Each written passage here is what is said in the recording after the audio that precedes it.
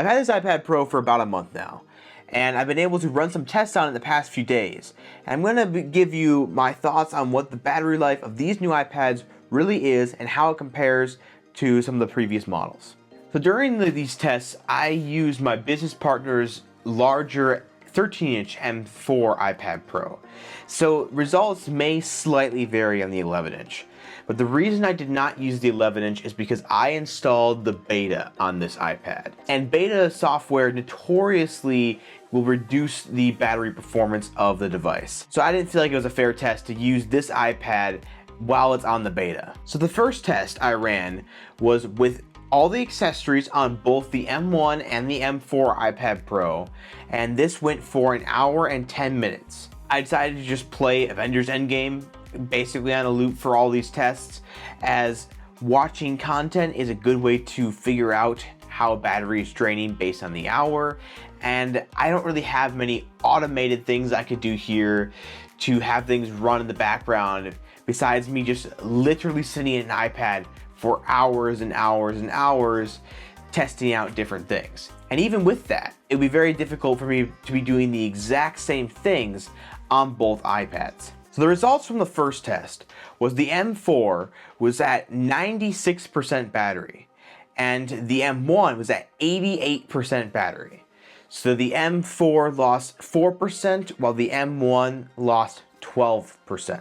So going just off that result, the M4 is actually 3 times more efficient. But the unfortunate truth with battery is things are never completely consistent during all power drain. For example, all these Apple devices tend to hold that 100% longer than is technically accurate, and that can kind of skew the results a little bit. And there's other small things like that where it's not a perfect 3 times more efficient. But it does give a pretty good idea of how this is much superior to the M1 chip as far as efficiency. If you want to see a couple other areas where the M4 seems much superior to the M1 in battery life, check out my full comparison between these two devices. During some of the benchmarks and the Final Cut export tests, I actually compare how the battery life drains. And you can see that it is actually pretty close to that 3 times as much as the M4 chip, if not matching that in some of the tests. So then I really wanted to figure out if these accessories like the Apple Pencils and the keyboard cases that are using the smart connector, if they're actually draining the battery at all. So I decided to run the same exact test, but without the accessories. So test 2, another hour and 10 minutes, same exact time, but without the Apple Pencil, without the keyboard connected. Yes, there's still a case around the M1, but the case draws no power. It's only while the keyboard is connected to the smart connector that's on the bottom here that it actually draws any power. So even with leaving this outer case on, it's not going to draw any power or anything like that. And a quick point of clarification, I left it at auto brightness for all of these comparisons because most people leave their iPads on auto brightness. I know some people will adjust it manually, but that's pretty typical. And then I also have them at half volume for all of these. So a pretty decent amount of volume playing out of the speakers. Not the loudest some people will watch movies at, but it still has a pretty good amount of volume. So the M4 was at 98% battery after an hour and 10 minutes. It only lost 2%. That's pretty nuts. That also means the Apple Pencil and Magic Keyboard drained 2% of the battery. And that is also pretty interesting. And then after an hour and 10 minutes, the M1 iPad Pro was at 90%. So it also improved by 2%, showing the Apple Pencil also drained 2% for this test as well. So the big thing is I need to figure out how much these accessories are actually draining from the iPads. Because from what it looks like the M4 got twice as much battery by not having the Apple Pencil and Magic Keyboard on. And I feel like that's just not exactly how it's going to scale. Because when we look at the M1, it's only a 2% difference, just like the M4, but for the M1, it drained a lot more. So it didn't double in battery life. So I decided to zero in on the M4 iPad Pro and do some longer testing, both with the accessories and without the accessories. So I yet again stole my business partner's iPad Pro and took it home to do some longer tests. So this third test I ran is a 4-hour test, watching the same movie, same settings everywhere else, and this time with no accessories. I did not have quite as much of a fancy setup for this one, so there's no time lapse here, but I'll quick show you that it was at 100% before I started the test, and after the test, it was at 82% battery. So one thing this shows is that it definitely does not perfectly scale, because with the 1 hour test, this iPad lost only 2% without accessories. And with 4 hours, it lost 18%. So that's 9 times more battery that was lost versus theoretically it should have been 4 times. So as it goes more down, it will drop down a little bit quicker. They like to hold those higher numbers longer. I've also heard that it tends to try and stay around those 5% markers more, like the 80, 75, 70%. And they hold them a little bit longer than they should and things like that. So they're just going to be minor inconsistencies. It's going to happen, but just know that at first it won't drain as quickly, and then it will start to drain a little bit faster. We're back to having accessories on this thing. We got the Magic Keyboard, we got the Apple Pencil. Now, what does this really change? Does this make it drain twice as fast like we saw before? Well, let's find out. So again, this test is starting at 100% battery.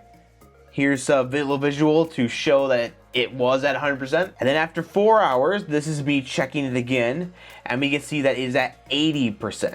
That is quite a difference from draining 2 times as fast.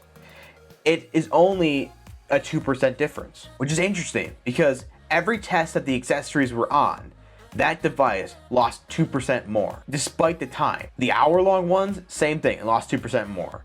And the 4 hour-long ones, it also lost 2% more. I think it's a good thing. The accessories are not just destroying your battery.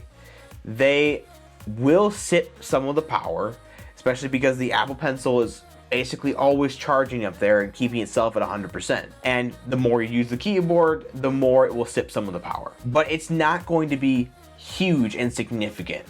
And especially if you're not really using them. If you leave these attached and you watch a really long movie and you play stuff for 4 hours, it's barely going to drain your battery more. So like I said, I think that's actually good news, and I think that shows that Apple really thought through how much these accessories are really draining, and that's definitely really good to see. And it's good to know these things are not just taking away all your battery as well. So I'm going to move back to my 11-inch iPad Pro here just for a moment, because this is the one that I've been using every single day since I've gotten it, even more so than the M4, because as of recently, I don't even use it myself. I've given it to my business partner.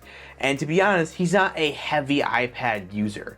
So he's not testing this thing to its absolute limits, where I do a lot more power-hungry apps on this iPad. I use it for hours and hours a day, every single day. And the wonderful thing about this new iPad Pro is we actually have battery settings and battery health, and we can keep track of that stuff. So I've zeroed in on the day that I use my battery the most in these last few days. So looking at this last Tuesday, it is saying that I got 9 hours and 45 minutes of screen on time and 1 hour and 5 minutes of screen off time.